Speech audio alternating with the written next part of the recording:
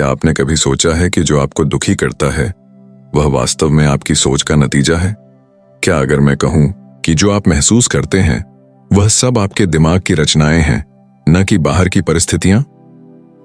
आज हम एक ऐसी यात्रा पर जाएंगे जहां आप जानेंगे कि कैसे अपने दुखों को अपने मन से पार पाकर सच्ची शांति पा सकते हैं। हमारे जीवन में दुख और तनाव आते रहते हैं, लेकिन क्या हम कभी ये सोचते हैं कि यह दुख हमारे बाहर की घटनाओं से कहीं अधिक हमारे भीतर की सोच से जुड़ा होता है? अक्सर हम अपने दुखों को बाहरी परिस्थितियों से जोड़ते हैं, जैसे कि किसी का साथ छोड़ना, कोई खोना या फिर किसी समस्या का सामना करना। लेकिन सच तो यह है कि दुख तब उत्पन्न होता है जब हम घटनाओं को लेकर अपनी मानसिक प्रतिक्रियाओं और विचारों को जोड़ते हैं। जब हम जीवन की कठिनाइयों का सामना करते हैं तो हम उन्हें व्यक्तिगत रूप से लेने लगते हैं, और यही मानसिकता हमारे दुख को और बढ़ाती है। हम सोचते हैं, यह मेरे साथ क्यों हुआ, या क्या मैं कभी खुश हो पाऊंगा? ऐसे विचार हमारे दुख को लगातार बढ़ाते रहते हैं, क्योंकि हम भविष्य के डर या अतीत के पछतावे में खोए रहते हैं। लेकिन सच्चाई यह है कि हमारे दुख का असली कारण हमारी सोच है, न कि घटनाएं। अगर हम अपनी सोच को पहचानें और उसे स्वीकार करें तो हम उस दुख से बाहर निकल सकते हैं। यह समझने का पहला कदम है कि हम अपनी सोच पर पूरी तरह से नियंत्रण रखते हैं। हम चाहें तो अपने मानसिक दृष्टिकोण को बदल सकते हैं, और यही परिवर्तन हमें दुखों से मुक्त कर सकता है। इसका मतलब यह नहीं कि हम समस्याओं को नजरअंदाज करें या उनका सामना न करें, बल्कि इसका मतलब है कि हम उन समस्याओं से अपने मानसिक और भावनात्मक बंधन को तोड़ सकते हैं। जब हम बिना किसी मानसिक प्रतिरोध के किसी घटना को स्वीकार करते हैं तो वह अपनी शक्ति खो देती है, और जब हम यह समझ जाते हैं कि हमारे दुख का कारण हमारी मानसिक प्रतिक्रियाएं हैं, तो हम तुरंत मानसिक शांति और संतुलन पा सकते हैं।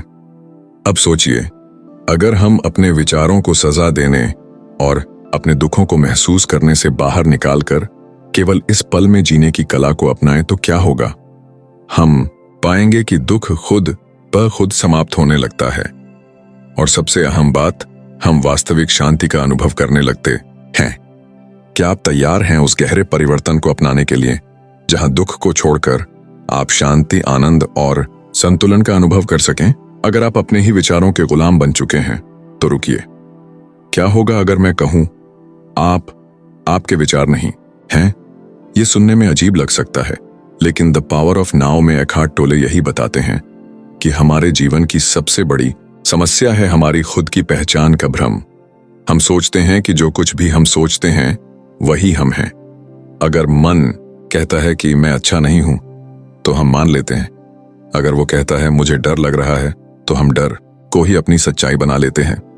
लेकिन इस किताब का पहला चैप्टर हमें सिखाता है कि विचार सिर्फ विचार हैं, सिर्फ चलती हुई ध्वनियां जो बिना बुलाए आती जाती रहती हैं।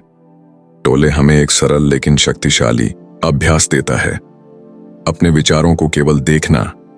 जैसे आप सड़क पर जाती कारों को देखते हैं, वैसे ही अपने दिमाग में आ रहे विचारों को बिना जुड़ाव के देखें। इससे क्या होगा? आप विचारों से अलग हो जाएंगे, और आपको पहली बार महसूस होगा कि आप वास्तव में देखने वाले हैं, सोचने वाले नहीं। सोचिए, अगर आपका मन दुख दे रहा है, आपको बार बार पुरानी बातें याद दिलाकर तकलीफ दे रहा है, तो क्या आप मजबूर हैं उस तकलीफ को जीने के लिए? बिल्कुल नहीं, क्योंकि जैसे ही आप यह पहचान जाते हैं कि मैं ये विचार नहीं हूं, वैसे ही आप आजाद हो जाते हैं। इस अध्याय में एक और गहरी बात कही गई है कि हमारे अंदर एक वॉचर है, एक जागरूकता जो हमेशा वहां है। वही असली आप हैं। और सबसे दिलचस्प बात यह है कि जब आप उस जागरूकता में प्रवेश करते हैं, तब शांति अपने आप प्रकट होती है। आपको कुछ करना नहीं पड़ता, आपको सिर्फ ये समझना होता है कि जो मन है वो अक्सर डर, पछतावा, चिंता से भरा होता है, लेकिन जो आप हैं वो सबके परे है। तो अगली बार जब आपके मन में कोई नकारात्मक विचार आए, रुकिए, गहरी सांस लीजिए और अपने आप से एक सवाल पूछिए, क्या मैं इस विचार के बिना भी खुद को महसूस कर सकता हूं? अगर हां, तो आप पहले कदम पर हैं अपने दिमाग से आजादी की ओर। और यही इस अध्याय का सार है। आप आपके विचार नहीं हैं। आप उससे कहीं ज्यादा हैं। क्या आप बार बार अपने बीते हुए दर्द को जीते हैं? कोई ऐसा पुराना लम्हा, कोई धोखा, कोई नुकसान जो आपके जहन में आज भी वैसे ही जिंदा है जैसे उस दिन था? जब भी आप अकेले होते हैं, जब भी कुछ चीजें वैसी हो जाती हैं, दिमाग खुद ब खुद उस पुराने दर्द की तरफ लौट जाता है और आप सोचते हैं, क्यों नहीं छूट पा रहा ये सब? द पावर ऑफ नाउ का दूसरा chapter, consciousness, the way out of pain, इसी सवाल का जवाब देता है। एखार्ट टोले कहते हैं कि हमारे अंदर एक पेन बॉडी होती है। ये हमारे पुराने दर्द, निराशा और दुख की एक जमा हुई ऊर्जा है। ये हर बार तब जाग जाती है जब हम अतीत को दोहराते हैं, जब हम दुख को सोच सोच कर फिर से जीते हैं। और दुख की बात यह है कि हम अक्सर ये सब बिना जाने करते हैं। हमें लगता है कि हम बस सोच रहे हैं, लेकिन असल में हम अपनी ही तकलीफ को दोबारा जगा रहे होते हैं। अब सवाल यह है, इससे निकला कैसे जाए? टोले कहते हैं, हल कहीं बाहर नहीं है, ना अतीत में और ना ही भविष्य की उम्मीदों में। हल है सिर्फ अब में, क्योंकि जब आप पूरी तरह से इस पल में होते हैं तो आप अपने दर्द से बाहर आ जाते हैं। उस वक्त आप न तो बीते कल के गुलाम होते हैं और न आने वाले कल की चिंता में फंसे होते हैं। लेकिन सिर्फ अभी में रहो कहना आसान है, करना मुश्किल लगता है ना? तो एखार्ट एक आसान तरीका बताते हैं। जब भी आप दर्द महसूस करें, उस भावना को बिना कहानी जोड़े महसूस करें। बस महसूस करें कि मेरे अंदर कुछ भारी है, कुछ दुखी है, लेकिन उसे नाम न दें, जज न करें, बस वहां रहें। आप पाएंगे कि धीरे धीरे वो भावनाएं हल्की होने लगती हैं। जैसे जैसे आप जागरूक होते जाते हैं, वैसे वैसे वो पेन बॉडी कमजोर होती जाती है। इस चैप्टर का सबसे सुंदर संदेश यही है कि दर्द से आजादी पाने के लिए आपको कुछ बदलने की जरूरत नहीं। आपको सिर्फ इस बात का एहसास करना है कि आप उस दर्द से अलग हैं। आप वही चेतना है जो उस दर्द को देख रही है। तो अगली बार जब मन अतीत की गलियों में भटके, तो खुद से पूछिए, क्या ये सच में अभी हो रहा है, या सिर्फ मेरा दिमाग फिर से कोई पुरानी कहानी सुना रहा है? अगर जवाब मिले कि ये बस एक पुरानी कहानी है, तो एक गहरी सांस लीजिए और लौट आइए इस पल में। यही है पहला कदम दर्द से मुक्ति की ओर, और यही है इस चैप्टर की असली चाबी। Chapter 3, moving deeply into the now.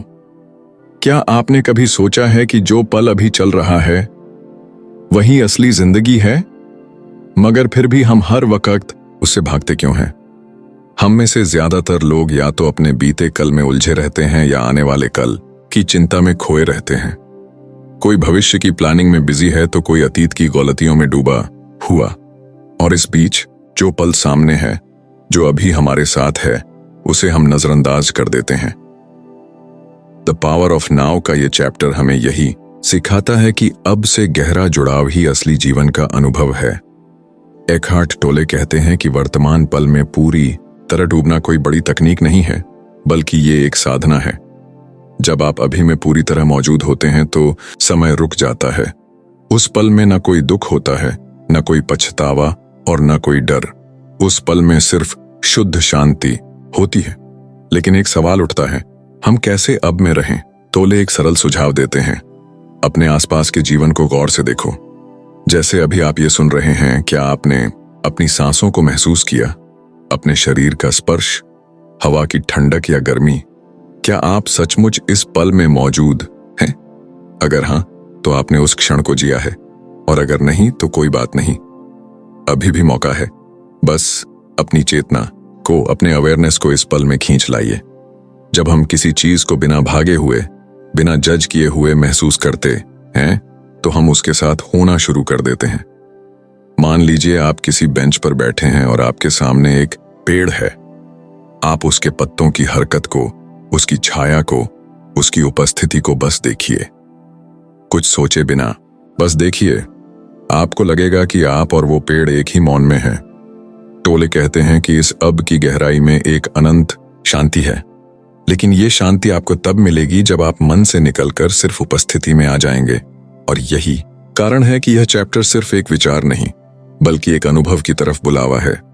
तो अगली बार जब मन भागने लगे या बीते हुए कल को दोहराए, तो बस रुकिए, आंखें बंद कीजिए और पूछिए खुद से, मैं अभी कहाँ हूं? क्या मैं इस पल को पूरी तरह महसूस कर पा रहा हूं? अगर जवाब हाँ है तो समझिए आप उसी दिशा में बढ़ रहे हैं जहां दुख, चिंता और डर की कोई जगह नहीं, जहां बस शांति है और सिर्फ आप। Chapter 4 mind strategies for avoiding the now. क्या आपने कभी सोचा है कि जैसे ही आप अकेले बैठते हैं आपका दिमाग किसी और ही दुनिया में भागने लगता है, या तो बीते कल में ले जाता है या फिर कल की टेंशन में फंसा देता है। एखार्ट टोले इस अध्याय में एक चौंकाने वाली बात कहते हैं, हमारा मन अब से डरता है। हाँ, वही मन जो हमारी हर सोच को जन्म देता है, वही हमें इस पल से दूर करने की पूरी कोशिश करता है। क्यों? क्योंकि जब आप पूरी तरह से अब में होते हैं तो मन की जरूरत ही नहीं पड़ती। वहां न प्लानिंग है, न एनालिसिस, न कंपैरिजन, और मन को यह पसंद नहीं आता, इसलिए वो चालें चलता है। कैसे? वो कहता है, ठीक है ये पल तो ठीक है, लेकिन असली सुख तो तब मिलेगा जब वो जॉब मिल जाएगी, जब वो इंसान लौट आएगा, जब बैंक बैलेंस बढ़ जाएगा। या फिर कहता है, तू याद कर वो दिन जब तू टूटा था, जब सबने तुझे अकेला छोड़ दिया, वो मत भूल। मन बार बार आपको वहां ले जाता है जहां आप नहीं हैं। एखार्ट टोले इसे टाइम बेस्ड आइडेंटिटी कहते हैं, यानी एक ऐसी पहचान जो या तो अतीत पर टिकी है या भविष्य की कल्पनाओं पर, लेकिन आज का जो आप है वो कहीं गायब हो जाता है। तो इसका हल क्या है?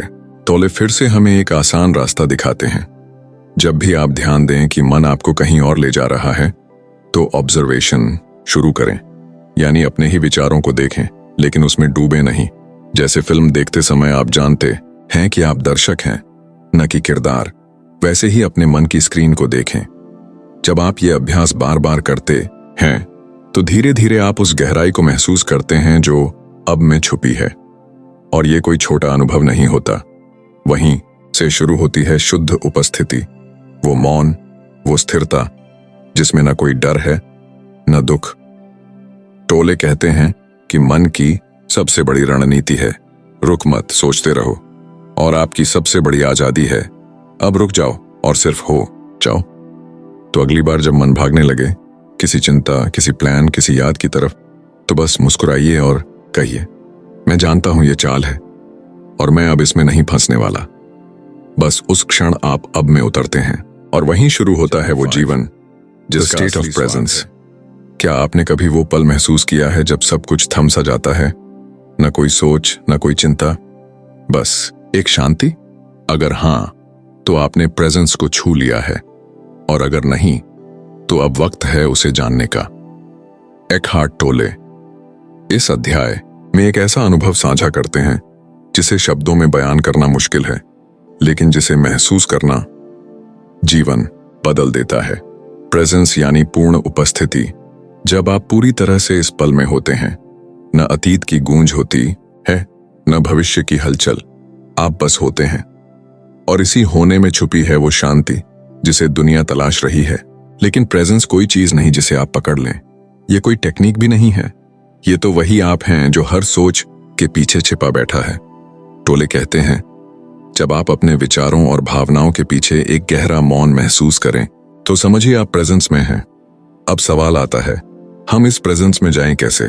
जवाब है, ध्यान से नहीं बल्कि ध्यान देने से। जब आप किसी चीज को बिना लेबल लगाए, बिना जज किए सिर्फ देखना शुरू करते हैं तो आप प्रेजेंस में प्रवेश करते हैं। जैसे किसी फूल को देखना और सिर्फ देखना, कोई सोच नहीं, कोई नाम नहीं, बस उसकी मौजूदगी में अपनी मौजूदगी को महसूस करना। और सबसे जरूरी बात यह है कि प्रेजेंस में होते ही डर खत्म होने लगता है, क्योंकि डर हमेशा किसी भविष्य की कल्पना में रहता है। प्रेजेंस में केवल सच्चाई होती है और सच्चाई में डर की कोई जगह नहीं। यह अध्याय हमें यह भी सिखाता है कि प्रेजेंस कोई एक बार का अनुभव नहीं है, यह एक अभ्यास है, एक कला है, हर दिन खुद को याद दिलाने की कि मैं यहां हूं और यही काफी है। तो अगली बार जब आप भाग रहे हों किसी टेंशन, किसी सोच, किसी बहाने की तरफ, तो बस रुक जाइए, गहरी सांस लीजिए और महसूस कीजिए उस सांस को, उस मौन को, और खुद से कहिए, मैं इस पल में पूरी तरह से मौजूद हूं। यही मेरी शक्ति है, यही मेरी शांति है, यही है प्रेजेंस की अवस्था। न कोई ढोंग, न कोई दौड़, बस शुद्ध मौन उपस्थिति। Chapter 6 the inner body. आप अपने शरीर में रह रहे हैं, लेकिन क्या आपने कभी उसे भीतर से महसूस किया है? क्या आपने उस मौन ऊर्जा को छुआ है जो हर सांस के साथ आपके अंदर बह रही है? द पावर ऑफ नाउ का ये चैप्टर हमें एक ऐसा अनुभव कराता है जिसे हम रोजाना अनदेखा कर देते हैं। हमारा भीतरी शरीर, वो ऊर्जा जो हमें जिंदा रखे हुए है। एखार्ट टोले कहते हैं कि ज्यादातर लोग अपने शरीर को एक ऑब्जेक्ट की तरह देखते हैं जो दिखाई देता है, जिसे हम छू सकते हैं। लेकिन शरीर सिर्फ मांस और हड्डियां और नहीं है, इसके अंदर एक सूक्ष्म शांत ऊर्जा बह रही है। और जब आप उस ऊर्जा को महसूस करना शुरू करते हैं, तभी आप असली प्रेजेंस के और भी करीब आ जाते हैं। अब आप पूछेंगे, उसे महसूस कैसे करें? बहुत आसान है। अभी इस वक्त अपनी आंखें बंद कीजिए और सिर्फ अपने हाथों पर ध्यान दीजिए। कोई उन्हें हिलाइए मत, बस महसूस कीजिए कि वे हैं। क्या आप उस हल्की धड़कन, उस जीवन की झलक को अंदर महसूस कर सकते हैं? अगर हां, तो आपने इनर बॉडी को छू लिया है। टोले कहते हैं कि इनर बॉडी अवेयरनेस एक शक्तिशाली उपकरण है, क्योंकि ये आपको मन की पकड़ से बाहर निकालता है और अब में गहराई से लाता है। जब आप शरीर के अंदर की ऊर्जा में डूबते हैं तो विचारों की आवाज धीमी होने लगती है। डर, चिंता और अस्थिरता जैसे पिघलने लगती हैं। आप एक गहरे मौन से भर जाते हैं। वो मौन जो शांति नहीं लाता बल्कि खुद शांति होता है। और यही है इनर बॉडी का जादू। वो सिर्फ आपको जीवित महसूस नहीं कराता, वो आपको जागृत करता है। एखार्ट कहते हैं, जब भी आप तनाव में हों, परेशान हों या खोए हुए महसूस करें तो अपने भीतर लौट आइए। अपने शरीर को भीतर से महसूस कीजिए। जैसे जैसे आप शरीर की ऊर्जा से जुड़ते हैं, आप उस चेतना से जुड़ते हैं जो हर विचार, हर भावना से परे है। इस अध्याय का संदेश साफ है। बाहर की दुनिया में सुकून ढूंढना छोड़ो, अपने भीतर की ऊर्जा को महसूस करो। वहीं सच्ची शांति है, वहीं सच्चा जीवन है। तो अगली बार जब आप खुद से कटे कटे महसूस करें, कोई ध्यान, कोई पूजा, कुछ भी करने से पहले बस अपने अंदर उतर जाइए और खुद से कहिए, मैं अपने शरीर में हूं, मैं अपने अंदर मौजूद जीवन को महसूस कर रहा हूं, मैं अभी पूरी तरह से जागरूक हूं। यही है इनर बॉडी की शक्ति और यही है वो पुल जो आपको मन से आजादी की तरफ ले जाता है। Chapter 7, portals into the unmanifested. क्या आपने कभी ऐसा मौन महसूस किया है जहां सब कुछ रुक जाता है, जैसे वक्त थम गया हो और आप बस हो रहे हों? उस पल में आप किसी और ही दुनिया को छूते हैं, एक ऐसी दुनिया जिसे एखार्ट टोले कहते हैं द अनमैनिफेस्टेड। इस अध्याय में एखार्ट टोले हमें एक ऐसा सच बताते हैं जिसे हम महसूस तो करते हैं लेकिन समझ नहीं पाते। वह है अनमैनिफेस्टेड। अब सवाल उठता है, अनमैनिफेस्टेड है क्या? सीधे शब्दों में कहें तो अनमैनिफेस्टेड वो जगह है जहां से सब कुछ जन्म लेता है लेकिन खुद दिखाई नहीं देता। वो है मौन, शांति, खालीपन, लेकिन डरावना नहीं बल्कि बहुत ही शांत, पवित्र और जीवित। एखार्ट कहते हैं कि हम सबके अंदर अनमैनिफेस्टेड तक पहुंचने का रास्ता होता है और वो रास्ता बाहर नहीं, हमारे अंदर होता है। और अब ध्यान दीजिए कैसे। जब आप गहरे ध्यान में होते हैं और सब कुछ रुक जाता है, ना कोई सोच होती है, ना कोई पहचान, बस एक मौन होता है। उस मौन में आप गिरते नहीं बल्कि उसमें समा जाते हैं। वही है अनमैनिफेस्टेड। या फिर जब आप रात में गहरी नींद में होते हैं बिना सपनों के और सुबह उठकर कहते हैं, आज कुछ अच्छा सा महसूस हो रहा है। आपने उस अनमैनिफेस्टेड को छू लिया होता है बिना जाने। एखार्ट बताते हैं कि अनमैनिफेस्टेड तक पहुंचने के पोर्टल्स यानी द्वार हमारे रोजमर्रा के जीवन में छिपे होते हैं, जैसे गहरा मौन। जब आप किसी शोरगुल के बीच अचानक मौन में आते हैं और सब कुछ शांत लगता है। सांस, जब आप बस अपने श्वास पर ध्यान देते हैं और बाकी सब कुछ छूट जाता है। मृत्यु का क्षण, जब कोई चला जाता है और वातावरण अचानक गहरा, शांत और पवित्र हो जाता है। लेकिन डरने की बात नहीं है। इसका मतलब मौत नहीं है। इसका मतलब है जीवन से परे जीवन को महसूस करना। अनमैनिफेस्टेड में प्रवेश करना कोई भागने का तरीका नहीं है, यह जीवन की गहराई से मिलने का तरीका है। तो अगली बार जब आप थक जाएं, भीतर से खाली महसूस करें, तो खुद से भागिए मत, बस मौन में उतर जाइए। आंखें बंद कीजिए, सांस पर ध्यान दीजिए और खुद से कहिए, जो दिखाई नहीं देता वही मेरा सच्चा घर है। मैं उस शांति को महसूस करता हूं जो शब्दों से परे है। यही है पोर्टल्स इनटू द अनमैनिफेस्टेड, और यही है वो द्वार जहां से हर जवाब आता है और हर दर्द खत्म हो जाता है। Chapter 8, enlightened relationships. क्या आपने कभी महसूस किया है कि रिश्ते हमारे जीवन का सबसे बड़ा आईना होते हैं? वो हमें दिखाते हैं कि हम सच में कौन हैं, सिर्फ उस चीज को नहीं जो हम दूसरों को दिखाते हैं, बल्कि उस गहरे हम को भी जो कहीं भीतर छिपा होता है। एखार्ट टोले इस अध्याय में रिश्तों के बारे में बात करते हुए हमें एक नई दृष्टि देते हैं। उनका कहना है कि रिश्ते सिर्फ हमारी भावनाओं, सुख संतोष और प्यार पाने का तरीका नहीं होते, बल्कि वे हमारे आध्यात्मिक विकास का एक बेहद महत्वपूर्ण हिस्सा हैं। हम में से ज्यादातर लोग रिश्तों में एक उम्मीद, एक आवश्यकता, एक चाहत लेकर चलते हैं। हम उम्मीद करते हैं कि सामने वाला हमें खुश रखेगा, हमें समझेगा, हमें प्यार करेगा। लेकिन टोले हमें दिखाते हैं कि रिश्ते केवल उस समय तक खुशियां दे सकते हैं जब तक हम उनसे किसी अपेक्षा से नहीं जुड़े होते। आपने कभी सोचा है, क्या रिश्ते हमारे भीतर के खालीपन को भर सकते हैं, या क्या यह हमारी आंतरिक शांति का हिस्सा हो सकते हैं?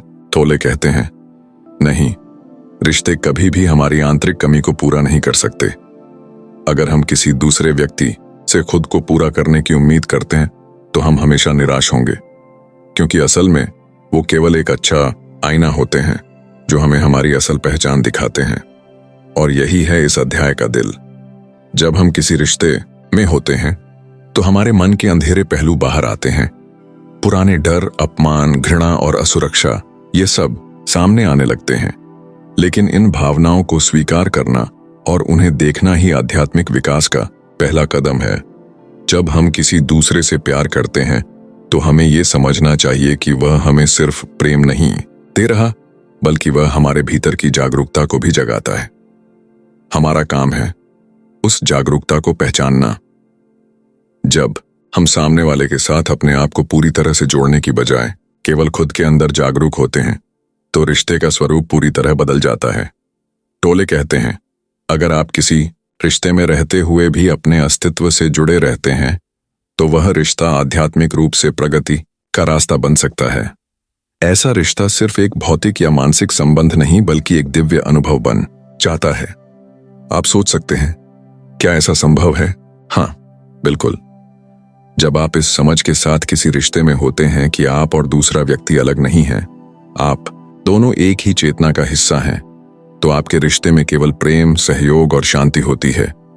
तो अगली बार जब आप किसी रिश्ते में उलझें, चाहे वह प्रेम, दोस्ती या परिवार का रिश्ता हो, तो खुद से यह सवाल पूछिए, क्या मैं इस रिश्ते से कुछ उम्मीदें रख रहा हूं, या क्या मैं सिर्फ इस व्यक्ति के साथ उपस्थित होकर अपने असली अस्तित्व को महसूस कर रहा हूं? अगर आप जवाब पाते हैं कि आप सिर्फ वह हैं, जागृत और शांत, तो उस रिश्ते का स्वरूप बदल जाएगा। वह रिश्ता सिर्फ एक और कनेक्शन नहीं रहेगा, बल्कि यह आपका आध्यात्मिक सहायक बन जाएगा। इसी तरह एनलाइटेंड रिलेशनशिप्स न केवल आपके जीवन में प्रेम लाते हैं, बल्कि वे आपकी आत्मचेतना और शांति की यात्रा में इन द प्रेजेंट मोमेंट। क्या आपने कभी महसूस किया है कि जब भी आप खुद को मैं और मुझे से जोड़ते हैं, तो एक अदृश्य दीवार आपके अंदर खड़ी हो जाती है? वही दीवार है जो आपको असल शांति से दूर करती है। वही दीवार है जिसे हम कहते हैं ईगो। एखार्ट टोले इस अध्याय में हमें इस बात से परिचित कराते हैं कि हमारा ईगो दरअसल एक ऐसी छाया है जो हमें अब के पल से दूर रखती है। ईगो वह है जो हमें कभी अतीत में घसीटता है तो कभी भविष्य के ख्वाबों में खोने देता है। ये हमसे कहता है, तुम ये हो, तुम वो हो, और इस मैं की पहचान में हम पूरी तरह खो जाते हैं। लेकिन सवाल ये है, क्या ईगो हमें सच में हमारी असल पहचान बता रहा है? नहीं। ईगो हमें हमेशा हमारे असली अस्तित्व से दूर करता है। यह हमें किसी पहचान, किसी छवि, किसी रिश्ते से जोड़ने की कोशिश करता है, लेकिन असली आप वह नहीं है। आप तो सिर्फ अब में हैं। जब आप किसी पल को पूरी तरह महसूस करते हैं, बिना किसी विचार, बिना किसी पहचान के, तब आप सच में आप होते हैं। लेकिन ईगो इसे कभी स्वीकार नहीं करता, क्योंकि ईगो केवल अतीत या भविष्य में अपने अस्तित्व को देखता है। टोले कहते हैं कि ईगो का मुख्य उद्देश्य हमेशा आपकी शांति और सच्चाई से भागना होता है। जब आप इस पल में होते हैं तो ईगो परेशान हो जाता है, क्योंकि उसमें कोई अतीत नहीं होता, कोई भविष्य नहीं होता। अब के पल में तो कोई पहचान नहीं होती, सिर्फ शुद्ध अनुभव होता है, और यही असली वास्तविकता है। लेकिन फिर हम कैसे जाने कि ईगो कब सक्रिय हो रहा है? आसान है। जब भी आप खुद को मैं और मेरे से जोड़ते हैं और खुद को दूसरों से अलग महसूस करते हैं, तब आप ईगो की गिरफ्त में होते हैं।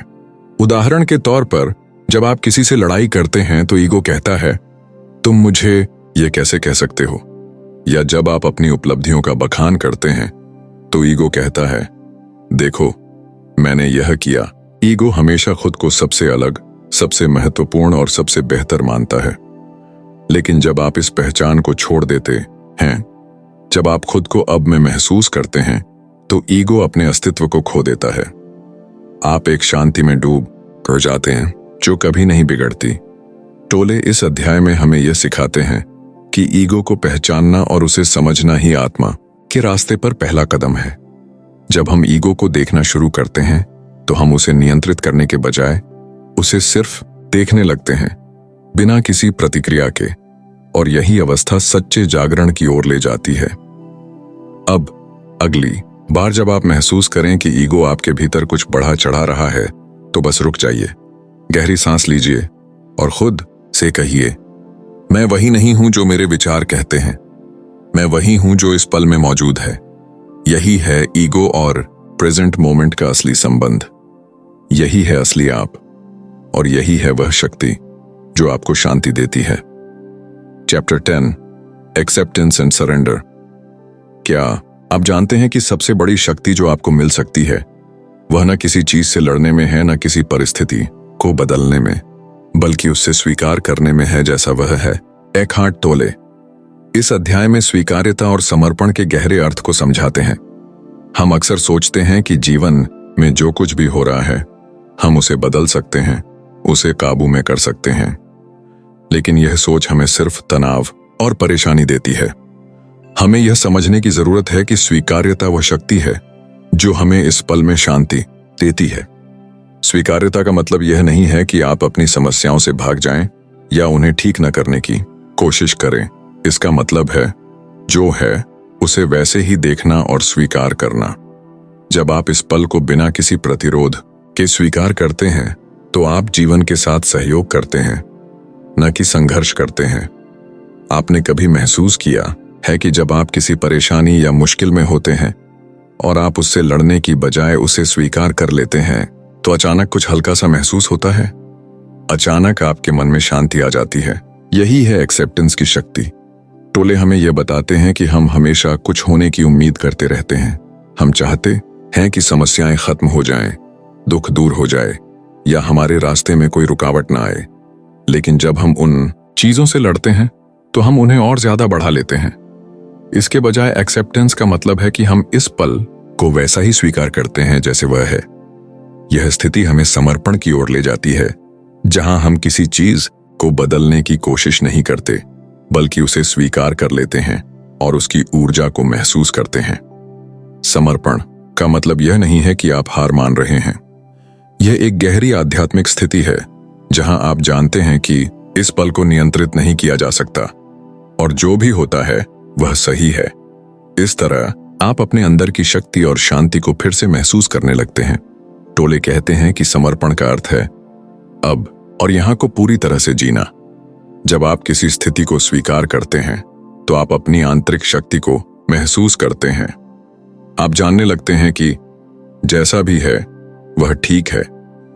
यही वह शक्ति है जो आपको अंदर से मजबूत बनाती है। जब हम अपनी सोच को शांत करते हैं और समर्पण करते हैं, हमारे मन का संघर्ष खत्म हो जाता है। हम अनुभव करने लगते हैं कि हमारा असली स्वभाव शांति है और हर परिस्थिति में उस शांति को महसूस करना संभव है। आखिरकार स्वीकार्यता और समर्पण हमें यह सिखाते हैं कि हम किसी भी स्थिति या स्थिति से दूर नहीं भाग सकते। इसके बजाय हमें हर अनुभव को अपनी आध्यात्मिक यात्रा का हिस्सा मानकर पूरी तरह से स्वीकार करना चाहिए। अगली बार जब आप किसी स्थिति में घिर जाएं और सोचें कि यह मेरे नियंत्रण में नहीं है तो रुक जाइए, गहरी सांस लीजिए और कहिए, जो है वह ठीक है। मैं इसे पूरी तरह से स्वीकार करता हूं। मैं इस पल में शांति से हूं। यह एक शक्ति है जो हम सभी के अंदर है।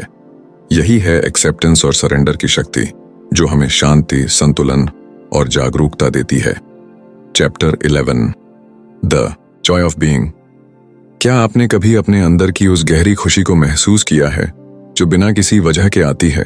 न कोई कारण, न कोई घटना, बस एक शांति और सुख का एहसास, जैसे आपका अस्तित्व ही खुशी हो।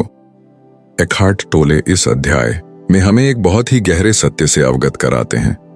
असली खुशी बाहर की दुनिया से नहीं, बल्कि हमारे अंदर से आती है। हम अक्सर सोचते हैं कि खुशी किसी चीज में होगी, धन, रिश्ते, सफलता या भविष्य में कुछ अच्छा घटित होने में। लेकिन जब हम सच्चाई को समझते हैं तो यह स्पष्ट हो जाता है कि हमारा अस्तित्व ही खुशी का स्रोत है। टोले कहते हैं, खुशी सिर्फ एक भावना नहीं है, बल्कि यह हमारे अस्तित्व का एक हिस्सा है। जब हम अपने सच्चे अस्तित्व से जुड़े होते हैं, तब खुशी हमें बिना किसी कारण के मिलती है। यह न तो किसी बाहरी घटना पर निर्भर होती है, न किसी उद्देश्य पर। यह खुशी एक ऐसी गहरी स्थिति है जो अब के पल में बसी होती है। आपने कभी महसूस किया है कि जब आप पूरी तरह से वर्तमान पल में होते हैं तो सब कुछ बहुत आसान, हल्का और खुशहाल लगता है? यही है वह जॉय ऑफ बीइंग जो हमें हर पल में छुपी हुई मिलती है। जैसे ही हम अपने विचारों, हमारे मैं और मुझे से परे जाते हैं, हम अपनी असली खुशी को महसूस करने लगते हैं। कभी आपने सोचा है कि हम जितनी बार अपने दिमाग में भविष्य के बारे में सोचते हैं या अतीत को याद करते हैं, उतनी बार हम अपनी आंतरिक खुशी को खो देते हैं। हम किसी लक्ष्य को प्राप्त करने की उम्मीद में खुशी को खोजते हैं, लेकिन वास्तविकता यह है कि खुशी कभी लक्ष्य से नहीं जुड़ी होती। ये तो बस उस पल की गहरी उपस्थिति में होती है जिसे हम महसूस करने के लिए तैयार होते हैं। जब हम अपने अस्तित्व के साथ गहरे रूप से जुड़े होते हैं तो हर चीज में एक गहरी शांति और सुख की अनुभूति होती है। ये शांति किसी बाहरी दुनिया से नहीं आती, बल्कि ये हमारी आंतरिक स्थिति होती है जो हमें हर समय आनंदित और खुशहाल बनाए रखती है। टोले इस अध्याय में यह भी बताते हैं कि आध्यात्मिक जागरूकता हमें खुशी के स्रोत से जोड़ती है। हम केवल तभी महसूस कर सकते हैं जब हम अपने भीतर ध्यान से उतरते हैं और इस पल को पूरी तरह जीते हैं। खुशी को बाहर से नहीं लाया जा सकता, यह तो उस अंदर से आती है जो हमेशा हमारे साथ है, हमारी शांति और अस्तित्व। आपने कभी सुना है, खुशी सिर्फ इस पल में है? यही है जॉय ऑफ बीइंग का असली अर्थ। जब हम अपने अस्तित्व को समझते हैं और हम हर पल को पूरी तरह से जीते हैं, तो हम अपनी असली खुशी को अनुभव करते हैं। और यही खुशी कभी खत्म नहीं होती, क्योंकि यह हमारे अस्तित्व का हिस्सा है। तो अगली बार जब आप अपने दिन में व्यस्त हों, किसी कठिनाई या तनाव का सामना कर रहे हों, तो खुद से कहिए, मैं जो हूं वही मुझे खुशी देता है। मैं इस पल में जी रहा हूं और यही खुशी है। जब आप अपने अस्तित्व से जुड़ते हैं तो आप पाते हैं कि खुशी कभी बाहर नहीं बल्कि आपके भीतर होती है। यही है द जॉय ऑफ बीइंग जो हमेशा हमारे साथ रहती है जब हम उसे महसूस करने के लिए मीनिंग ऑफ सरेंडर। क्या आपने कभी महसूस किया है कि जब आप पूरी तरह से किसी स्थिति को छोड़ देते हैं और उसे स्वीकार करते हैं तो सब कुछ खुद ब खुद सही हो जाता है? जैसे ही आप सरेंडर करते हैं, आपका जीवन एक नई दिशा में बहने लगता है। एकहार्ट टोले इस अध्याय में समर्पण या सरेंडर के गहरे अर्थ को समझाते हैं। अक्सर हम सोचते हैं कि समर्पण का मतलब होता है हार मानना, आत्मसमर्पण करना या जीवन के खिलाफ लड़ाई छोड़ देना। लेकिन असल में समर्पण का अर्थ कुछ और है। समर्पण का मतलब यह नहीं है कि आप अपनी स्थिति या समस्याओं से भाग जाएं। इसका मतलब है जो है उसे वैसे ही स्वीकार करना। यह एक ऐसी मानसिक स्थिति है जहां हम अपने भीतर की शांति और जागरूकता को सबसे महत्वपूर्ण मानते हैं और जो कुछ भी हमारे सामने है उसे बिना किसी प्रतिरोध के गले लगाते हैं। जब हम किसी समस्या का सामना करते हैं तो हम अपने दिमाग में उसकी हर स्थिति पर सोचते हैं, उसकी जड़ें निकालने की कोशिश करते हैं और उसे नियंत्रित करने की कोशिश करते हैं। लेकिन क्या आप जानते हैं कि समर्पण के बिना हम उस समस्या को सिर्फ और ज्यादा बढ़ाते हैं? हम खुद को उस समस्या में फंसा हुआ महसूस करने लगते हैं लेकिन जब हम उसे स्वीकार करते हैं और अब के पल में रहते हैं तो हमारी स्थिति हल्की हो जाती है। समर्पण का असली अर्थ है जीवन के साथ सहयोग करना। जब हम किसी स्थिति को इस नजरिए से देखते हैं कि जो कुछ भी हो रहा है वह एक कारण से हो रहा है, तो हम उस स्थिति को समझने लगते हैं और उसे पूरी तरह स्वीकार करते हैं। इससे न केवल हमें शांति मिलती है, बल्कि हम जीवन को एक अलग दृष्टिकोण से देख पाते हैं। टोले हमें यह समझाते हैं कि जब हम समर्पण करते हैं तो हम अपनी चेतना के उच्च स्तर पर पहुंचते हैं। यह कोई कमजोर स्थिति नहीं है, बल्कि एक आध्यात्मिक शक्ति है जो हमें उस पल के साथ जुड़ने में मदद करती है। और जब हम उस पल में पूरी तरह से रहते हैं तो हम पाते हैं कि हमारा जीवन खुद ब खुद सही दिशा में बहने लगता है। हम अपने प्रयासों को कम कर देते हैं और सब कुछ बहुत सहज हो जाता है। उदाहरण के तौर पर, अगर आप किसी कठिन परिस्थिति का सामना कर रहे हैं तो सबसे पहले खुद से यह कहिए, मैं इसे स्वीकार करता हूं, मैं इस पल को जैसी है वैसी ही देखता हूं। इस तरह आप न केवल तनाव से बाहर आते हैं, बल्कि आप उस स्थिति से सीखने के लिए तैयार हो जाते हैं। यही समर्पण का असली मतलब है, स्वीकार करना और शांति में रहना। टोले बताते हैं कि जब हम समर्पण करते हैं तो हम अपने भीतर की अंतिम शक्ति को महसूस करते हैं। हम अपने विचारों और भावनाओं से परे जाकर सिर्फ वर्तमान क्षण में रहते हैं। हम यह जानने लगते हैं कि इस पल के बाहर कोई और अस्तित्व नहीं है, यह सिर्फ यही पल है और यही हमारी असली स्थिति है। समर्पण का मतलब यह नहीं है कि हम हर चीज को बिना किसी प्रयास के छोड़ दें। इसका मतलब है कि हम किसी भी परिस्थिति के प्रति एक स्वीकार्यता और धैर्य का दृष्टिकोण रखते हैं। जब हम अपनी इच्छाओं और अपेक्षाओं को छोड़ देते हैं तो हम अपने भीतर की शांति को महसूस करते हैं, और यही है द मीनिंग ऑफ सरेंडर, हमारे जीवन में शांति और संतुलन लाने की कुंजी। समर्पण का सबसे बड़ा फायदा यह है कि यह हमें अभी और यहाँ के पल में पूरी तरह से जीने की अनुमति देता है। जब हम इस पल को पूरी तरह स्वीकार करते हैं तो हम अपने जीवन को सही दिशा में मोड़ सकते हैं।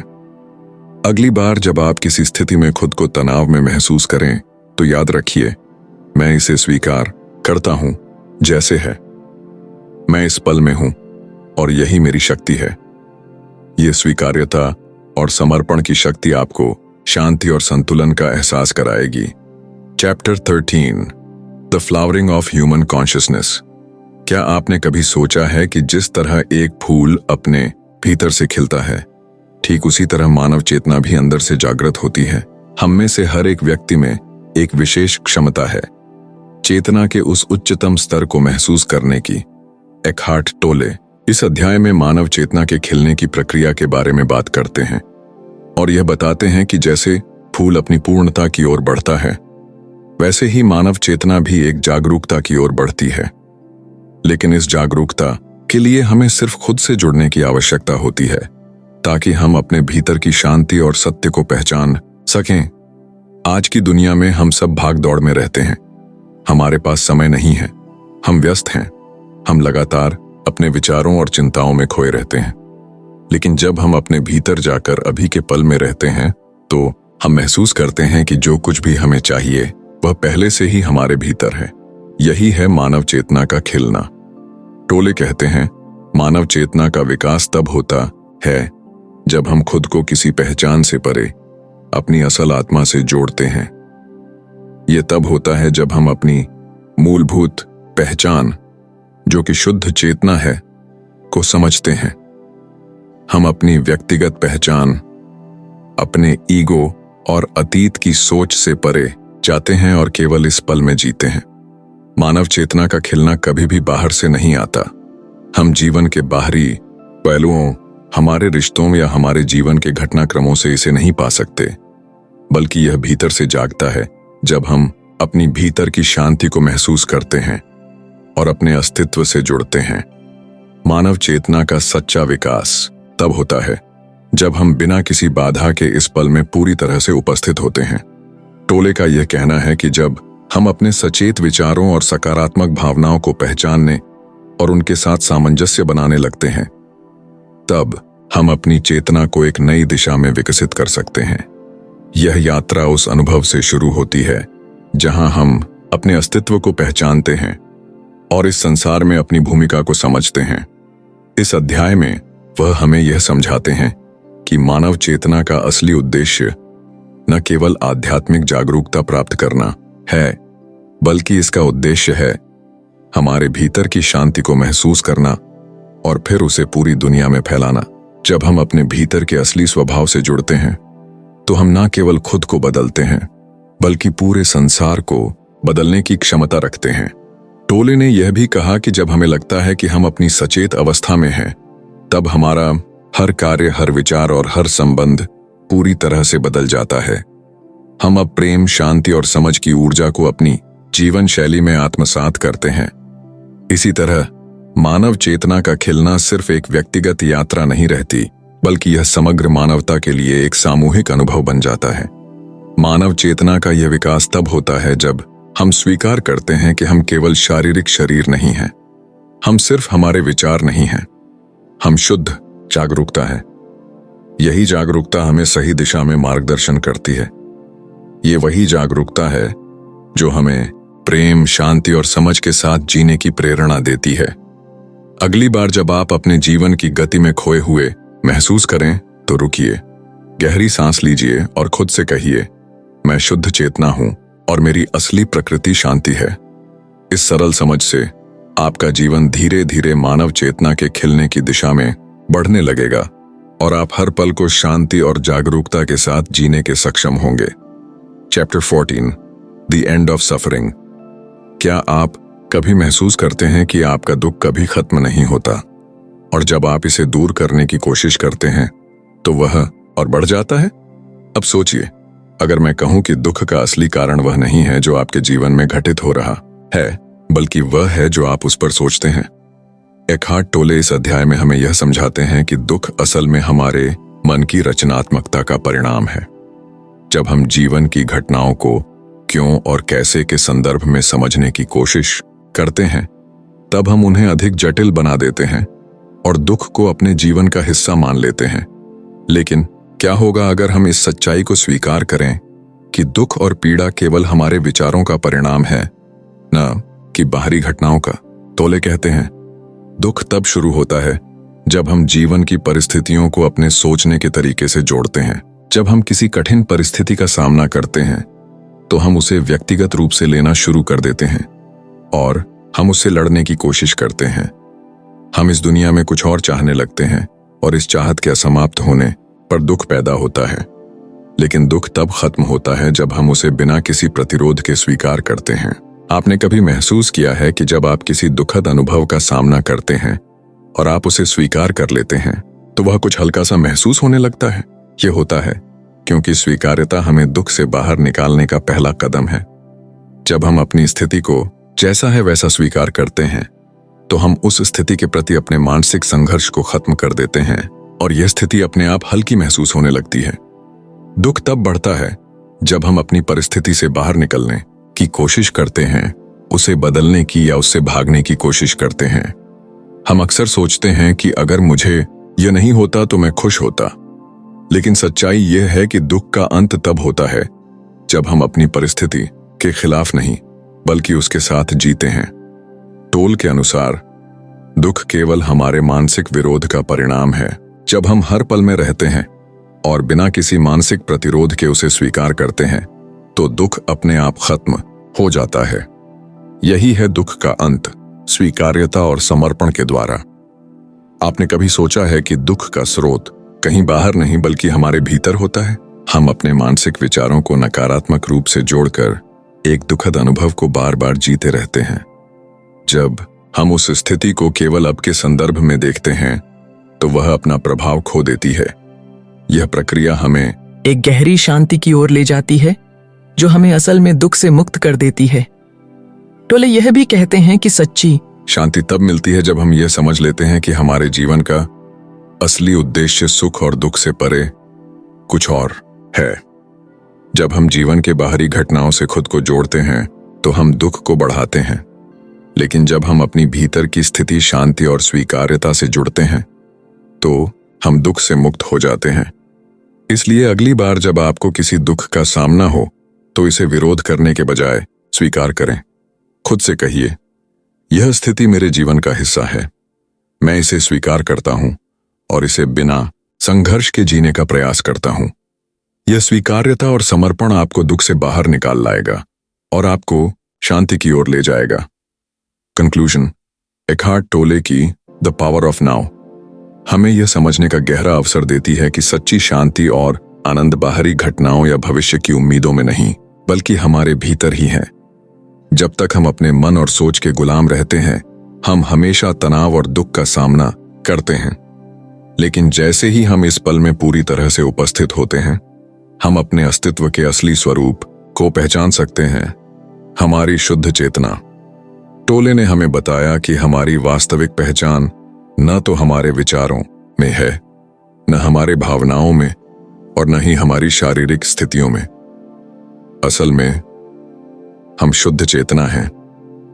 और जब हम इस पल में जीने की कला को समझते हैं, तब हम अपने भीतर की शांति और खुशी को महसूस कर सकते हैं।